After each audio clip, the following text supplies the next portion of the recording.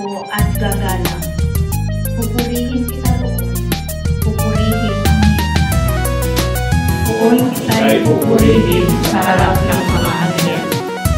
Dahilan sa pag-ibig mo at sa iyong katapatan, ika'y tunay na dakila, pati iyong kautusan. Noon ako ay tumawag, tinanggap ko ang tugon mo.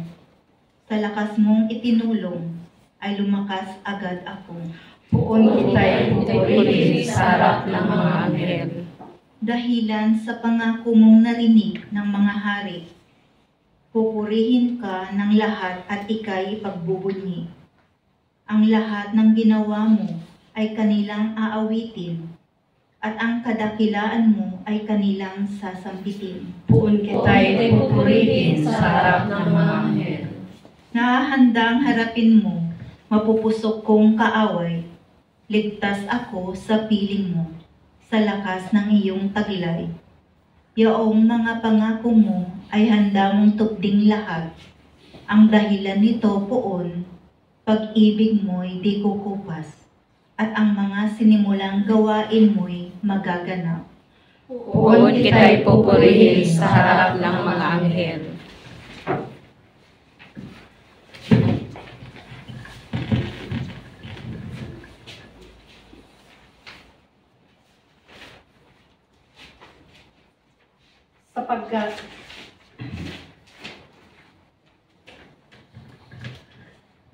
Sapagkat dati siyang tagausig ng pamayanang Kristiyano, itinuturing ni San Pablo ang kanyang sarili bilang pinakahuli sa mga apostol.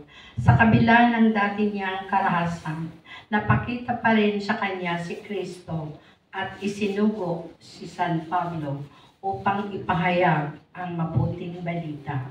Ang ikalawang pagbasa. Pagbasa mula sa unang sulat ni San Pablo sa mga taga-Korinto.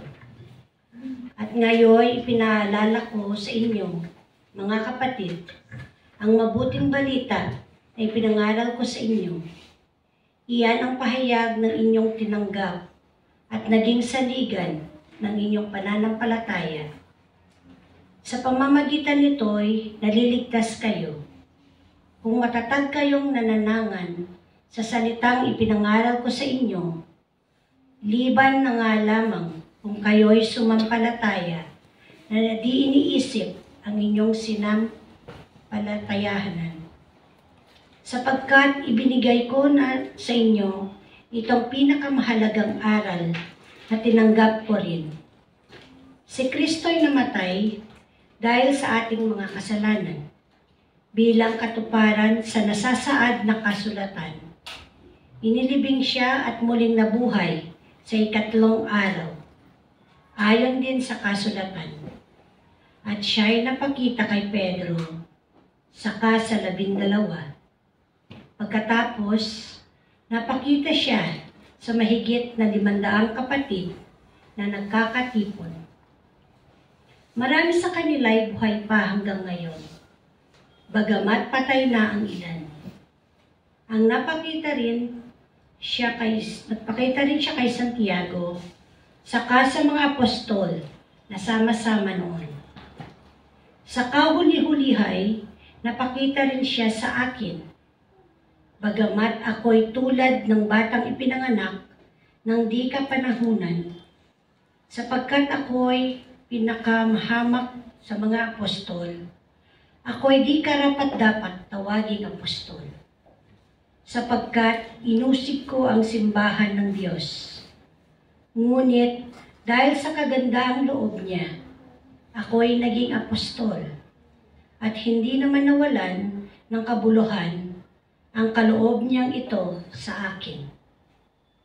Nagpagal ako ng higit kaysa kanino man sa kanila, bagamat hindi ito sa sarili kong kakayanan, kundi sa tulong ng Diyos sa akin. Kaya't maging ako o sila, ito ang ipinararangal namin, at ito ang ipinalalangin ko ninyo. Ang salita ng Diyos. Salamat sa Diyos. Mabuting balita ng Panginoon ayon kay San Lucas.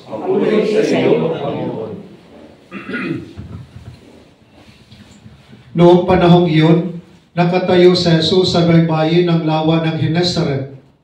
Pinagkalipumpunan siya ng napakaraming tao na ibig makarinig ng salita ng Diyos. May nakita siyang dalawang bangka sa baybayin. Nakalunsad na ang mga mangingisda at naguhugas ng kanilang mga lambat. Lumulan siya sa isa sa mga bangka at hiniling kay Simong may-ari nito na ilayo ng kaunti sa tabi. Naupo siya sa bangka at nangaral sa mga tao. Pagkatapos niyang magsalita ay sinabi kay Simon, "Pumalaot kayo at ihulog ang mga lambat upang manghuli." Sumagot si Simon, "Guro, magdamag po kaming napagod at wala kaming nahuli. Ngunit dahil sa sinabi ninyo, ihuhulog ko ang mga lambat." Gayon nga ang ginawa nila, at sa dami ng kanilang huli ay halos magkasisira ang kanilang mga lambat. Kaya't kinawayan nila ang kanilang mga kasamahang nasa ibang bangka upang pagpatulong at lumapit naman ang mga ito. Napuno ang dalawang bangka na halos lumubog. Nang makita iyon ni Simon Pedro, siya'y nagpatira pa sa paanan ni Jesus at nagsabi, "Lumayo po kayo sa aking Panginoon, sapagkat ako'y makasalanan." Nang gilala siya at ang kanyang mga kasama dahil sa dami ng kanilang huli, gayon din sina Santiago at Juan, mga anak ni Zebedeo, na mga kasosyo ni Simon. At sinabi ni Jesus kay Simon, "Huwag kang matakot, mula ngayon mamamalakaya ka ng mga tao." Nang maitabi na nila ang kanilang mga bangka, iniwan nila ang lahat at sumunod kay Jesus. Ang mabuting balita ng Panginoon. Pinupuri ka namin, Panginoon sa Kristo.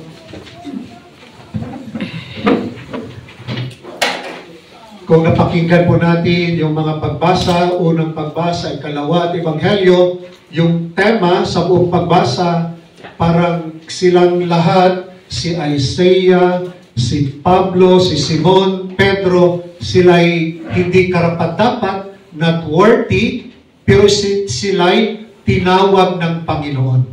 Ay nagpaalala sa atin na tayo rin, we are not worthy, pero tinawag din tayo ni Lord para makibahagi, pagpapahayag ng kanyang mabuting balita. Huwag mong sabihin na worthy, wala talagang talent. Tinawag tayo ni Lord. Sabi mo sa katabi mo, tinawag ka ni Lord. Tinawag ka ni Lord. Tinawag ka ni Lord. Sa unang sa Ebanghelyo, di ba? Sila Pedro, kasamahan niya, whole night, sila po'y nangingisda. At walang kuha. Pagod na pagod. Baka takot si Pedro, pag-uwi niya, sabi ng asawa, "Wala ka na magkuha. Ano ba yan? Wala tayong pagkain." So, imagine, pagod na pagod. Okay? Pero, yung habang umaga na, nandun yung Panginoon nagtuturo, at dahil sa maraming tao, imagine doon sa baybayin, maraming tao. Ang ginawa niya, para may distance, ginamit niya yung bangka ni Simon. Hindi naman naggaling si Simon. Parang siya, wala pa akong kuha, tapos gagamitin mo yung bangka mo. So, naging generous pa rin ni Simon Pedro. So, habang nandun si Lord, nakaupo at nagtuturo, I'm sure, sila din habang naghuhugas ng lambat, naglilinis ng lambat, nakikinig din sa salita ng Diyos. Baka yung sa pakikinig nila, dito nagbago si Simon. Dahil sabi nga ni Pedro, inutusan pagkatapos ng turo ng Panginoon, sabi ni Jesus kay Pedro, "Pumalaot kayo at ihulog ang mga lambat upang manghuli." Tanda natin, si Lord na doon sa bangka ni Simon. So habang nagsasalita, "Pumalaot kayo," baka kasama na si Lord kasi nandun sa bangka. Diba? Pero nung sagot ni Simon, "Guro, magdamag po kaming nagpagod at wala kaming nahuli." Like Lord, at the best time na mangisda, Lord, during sa gabi, Lord. Ngayon araw, Lord, wala kaming makuha, Lord. Tapos pagod na, Lord. Gusto kaming magpahinga. Pero sabi ni Pedro, ngunit dahil sa sinabi ninyo, ihulog ko ang mga lambat. Maski pagod na kami, Lord, susunod pa rin kami sa iyo, Lord. Magandang reflection sa atin. Sometimes pagod na tayo sa trabaho, problema sa pamilya, di ba? Pero maganda sinabi ni Lord, maski pagod na ako, Lord, susunod ako sa iyo, Lord. Maski malayo ang Lasal, brother, Lord, punta pa rin ako, Lord. So, susunod pa rin ako, Lord. Diba? Mas kung pagod na ka na, sunod ka pa rin kay Lord. Huwag mong sabihin, pagod ako, Lord. Hindi mo ako magsimba, Lord. Tulog lang ako sa boarding house. Maski pagod ka na, punta ka pa rin kay Lord. Diba? Napapagod tayo, trabaho, relationship. Diba? Nung sabi ni Lord, pag napagod daw tayo, come to me those who are weary, overburdened, and I will give you rest. Bigyan tayong lakas ng Panginoon. Maski anong pagod mo sa buhay, huwag kang give up. Huwag kang susuko. Sasamahan ka ni Lord. What if gumi-give up si Pedro? Lord, wala. Pagod na kami, Lord. Ikaw na lang, Lord. Buti nga hindi nutusan din. Lord, gamitin mo yung bangka ko, Lord. Bahala ka na doon. 50-50 na lang tayo. Pero, siya pa rin, sinasamahan pa rin. Diba? Na ang maganda kasi doon, bakit maraming huli sila? Kasi habang nandun sa bangka, kasama nila si Lord. Amen. Maski sa pagod mo, pagkasama si Lord, may tagumpay. Amen. Okay? That's why huwag natin i-give up si Lord. Okay? So ito yung, that's why maraming huli dahil kasama ang Panginoon. Okay? So, maski, at nakita ni Simon na hindi siya worthy, di ba? Sa dami ngayong nakuha nila, di ba? Sabi nga gayon nga, ang ginawa nila sa dami na halos magkasisira ang kanilang mga lambat. Okay? Walang kuha, sa gabi, sa umaga, daming nakukuha. Okay? Para bang blessing talaga. Kasama si Lord, binibless sila. Okay? At kinawayan nga yung kasamahan, sabi nga, si baka napuno, lumapit din, napuno ang dalawang baka, halos lumubog. Sa sobrang dami, halos lumubog. Okay?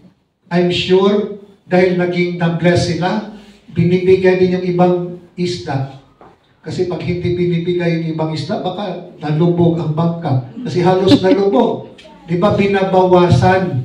Okay? Ganon din, pag nag-bless tayo ni Lord, i-share mo para hindi ka malubog sa pera, hindi ka malubog sa pagka-selfish mo. The more you share, the more ka i-bless ni Lord. Amen. What if hindi sinishare nila? Baka wala. Nalubog yung bangka, wala pa yung isda. Dahil sinishare, nabi-bless sila. So, ganun din. That's why sabi ni Pedro, na-realize na sobrang blessing. Baka first time ni Peter, first time that he encountered, he experienced gano'ng kalaki yung kuha nila.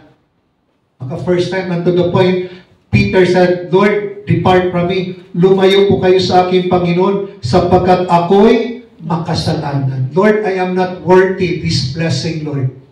Grabe na to, Lord. No? Sobrang blessing. Lumayo ka, Lord. Hindi ako worthy. Pero tinawag siya. Di ba? Huwag kang matakot mula ngayon, mamamalakaya ka ng mga tao. Huwag kang matakot. Hindi ka worthy, pero gagamitin kita. Pedro, ganun din, di ba? Ang tema sa unang pagbasa kay Propeta Isaías.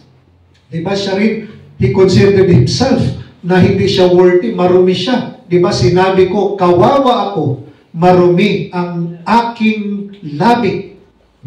Baka marites dito. Kawawa ako, marumi ang aking labi at naninirahan sa piling ng mga taong marumi rin ang labi. Hindi siya worthy, pero di ba anong anghel? Kumuha ng baga at parang nilagay doon sa kanyang lips, sa bibig niya. At parang ibig sabihin, purification yun. No, yung apoy na yan, no, yung baga na yan, nilagay sa lips niya. So kayo mga marites, kuha kayo. Para ma-purify. Baka next month, may mga tayo dito.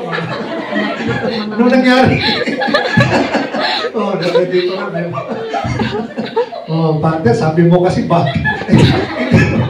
Ibig sabihin naman dito, yung apoy kasi means purification. Na-purify, that's why, di ba? Narinig ko, na na-purify siya, nagbago si propeta, at sabi, sabi ni Yahweh, sino ang aking ipadala? Dahil na-purify siya, narito po ako. Ako ang isugo ninyo.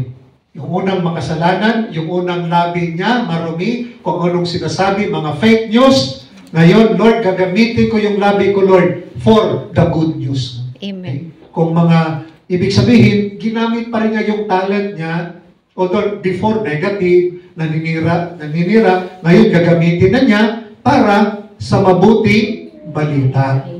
Okay? So, yun ang ibig sabihin, ginamit niya ang buhay niya. Yung binago siya, ginamit niya ang buhay niya para sa Panginoon. Tulad ni Pedro, yung nag-bless siya, ginamit din siya ng Panginoon. That's why sabi ng Panginoon, huwag kang matakot. Mula ngayon, mamalakaya ka ng mga tao. Mag-mission ka ngayon. At may tabi nila kanilang mga bangka, iniwan nila ang lahat at sumunod kay Jesus. Na sobrang ngayon, Lord, ito yung pasasalamat ko, Lord. Iiwanan ko na, Lord. Okay? At sumunod sa Panginoon. Nag-sacrifice. Di ba? Ganun yung tema. Si San Pablo, siya ay persecutor ng simbahan. Pero tinawag siya ng Panginoon na maging apostoles to the Gentiles. You know, makita mo talaga yung humility ni San Pablo. Di ba, sabi niya, nagpakita ang Panginoon sa 12, sa mga doon sa ibang daan, doon din kay Santiago. Sabi pa niya, sa kahuli-hulihay, napakita rin siya sa akin. Nagpakita daw kay Pablo. Bagamat ako'y tulad ng batang ipinanganak na di kapanahunan. Para ba siya sabihin, kasi mas ako abnormal ako, nagpakita pa rin ang Diyos sa akin. Sapagkat ako ay pinakahamak sa mga apostol. Ako'y di karapat-dapat tawaging apostol sapagkat inuusig ko ang simbahan ng Diyos. Hindi ko rapat-dapat kasi inuusig ko yung simbahan. Pero ngunit, dahil sa kanyang kagandahang loob, dahil sa grasya ng Panginoon, tinawag siya. Ibig sabihin, by the grace of God, that Paul become the apostle of Christ. Hindi sa kanya. All by the grace of God. Okay? So, nakita dito na that through humility, pagpakumbaba, tinawag sila ng Panginoon. Okay? Sa ating, in our unworthiness, in our weaknesses, the Lord also called us. Tinawag tayo ni Lord. Huwag mo lang sa'yo, ganito talaga ako. Ganito. Huwag kang maniwala doon sa tape mo na sa isip mo. You know, sometimes, even in our family, you know, masakit, sinasabi ng kapatid, magulang, wala ka talaga, bobo ka talaga. Ganyan ang buhay mo, ganyan ka na, wala. Huwag kang maniwala doon. What if si Pedro, no, si Isaiah, si Pablo, naniniwala sila, ganito talaga ako, makasalanan lang. Hindi ako karapat-dapat, Lord. Pero hindi sila naniniwala, sila'y nakikinig sa sinabi ng Panginoon. Huwag kang maniwala sa tape na sa isip mo, na ganyan ka. Ganito na buhay ko. Wala talaga ako. Malas talaga ko sa love life. Huwag kang maniwala. May darating din. Ganito ako, wala talaga ako. Ganito talaga, paragi ng buhay ko, wala na problema na lang. Kapatid, huwag kang maniwala. Huwag mong pakinggan ang nasa isip mo, pakinggan mo ang Panginoon. Yun ang magdala sa atin ng kaligtasan sa tagumpay natin. And sometimes, naniniwala tayo na, parang wala talaga ako. Kasi masyado tayong negative. Ay, yung mga bayan natin, pareho lang yan. Wala na, politiko, ganyan lang yan. Huwag kang pray to the Lord. Lord, sino bang pipiliin ko, Lord? Lord, sino? Huwag mong pakinggan yung isip mo, yung puso mo. Dapat si Lord ang pakinggan. Dahil kay Lord kung pakinggan natin, tulad ni Simon, may tagumpay, may biyaya. Amen. Kaso lang ang pinakinggan natin, yung sarili natin. Pagpakinggan natin si Lord, yun ang magdala sa atin ng kasaganaan. Okay? What if nakikinig si Simon? Lord, lumayo ka Lord, hindi ako worthy Lord. Lumayo ka Lord. Imagine, Peter naging unang Santo Papa. Ang unang Santo Papa, hindi yung hanging lupa, tubig. Yung unang Santo Papa, si Peter. Alam niyo ba yun sa Surigao? Lupa, hangin, tubig, apoy. Okay? So, what is important is to thank the Lord, no, sa pamamagitan ng panalangin, prayer. No? The more we pray with the Lord, we connect with the Lord, the more ang buhay natin maging okay. And that's why yung pagpakasyon ko, 4 o'clock pa lang, gising na. Dahil sa manok. Tok-tok ako! Pinakinggan ko yun. Yung manok pala ay nagsabi, para maging okay daw yung buhay, kausapin mo, to God. To God, ang buhay mo maging ox na ox. Tok-toga-ok. Tama. So bago umpisa ng Tok-toga-oks. araw, mag-tok-toga-ok. Tok-toga. Lord, bless my day, Lord. Day off ko ngayon, Lord. Sana maging meaningful, sana maging restful yung day off ko, Lord. Lord, bukas, Lord, Monday, Lord, maraming labahan, Lord. Si Moy-Moy, gamit mo, Lord. O Lord, i-bless mo. Kausapin mo si Lord. Tok-toga para ang buhay maging okay. Tok-toga-ok. Okay, so, in our Eucharistic celebration, though we are not worthy, may kahinaan tayo, kasalanan, but do not listen to your unworthiness. Listen to the grace of God. Amen. Amen. Amen. Let us all stand and profess our faith. Sumasampalataya namin ang katarungan at kapayapaan na iyong hatid para sa lahat. Manalangin kami. Panginoon, pupusin mo kami ng iyong pag-ibig. Hilumin mo, O Diyos, ang aming mga pusong nasugatan ng masamang nakaraan upang matamo namin ang tunay na pag-ibig na itinuro sa amin ng iyong anak na si Jesus. Manalangin tayo. Panginoon, pupusin mo kami ng iyong pag-ibig. Ukawin mo, O Diyos, ang puso ng mga batang nagnanais maging pare o madre upang makatugon sila sa iyong tawag ng buong puso at may pag-aalay ng sarili. Manalangin tayo. Panginoon, pupusin mo kami ng iyong pag-ibig. Panumbalikin mo, O Diyos, ang sigla ng mga taong naapektuhan ng anumang malubhang karamdaman ng buong galak at pasasalamat silang magpuri sa iyo, magpasawalang hanggan. Manalangin tayo. Panginoon, pupusin mo kami ng iyong pag-ibig. Ipadama mo, O Diyos, ang iyong awa at dakilang pag-ibig sa mga kapatid naming pumanaw na umaasa sa iyong biyaya ng buhay na walang hanggan. Manalangin tayo. Panginoon, pupusin mo kami ng iyong pag-ibig. Sa ilang sandali ng katahimikan, ating ipanalangin ang iba pang mga pangangailangan ng ating pamayanan, pati na rin ang ating pansariling kahilingan.